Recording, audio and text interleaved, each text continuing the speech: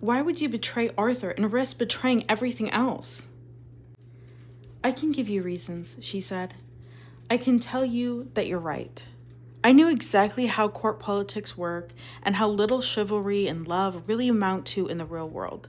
My father was a Roman warlord, and my mother was a house slave whose name I never learned.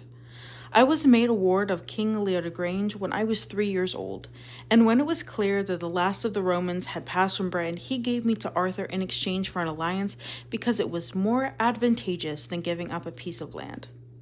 I knew I was fortunate. Arthur was a good man who was building something great. He cared for me and treated me kindly, and that was more than I ever hoped for. And then Lancelot came to court, young and brave and homesick for a home he couldn't remember, and I was so certain that I would never fall in love that I wasn't on my guard. I only thought how much I liked him, how gentle and courageous and beautiful he was, how easily we understood each other, and how wonderful it was to be understood. I can tell you how precisely because I didn't believe in love, all the defenses I'd built against it were nowhere near strong enough when it found me. I can tell you how we tried to stay apart once we realized how much we longed to be together, because it was dangerous, because it was treason, because we both in our different ways loved Arthur too.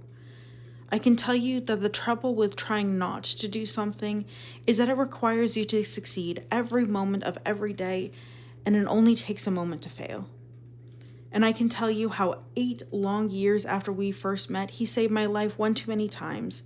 We drank 1 cup of wine too many, and the night was a little too dark, and the fatal moment finally came when there was nowhere in the world but us.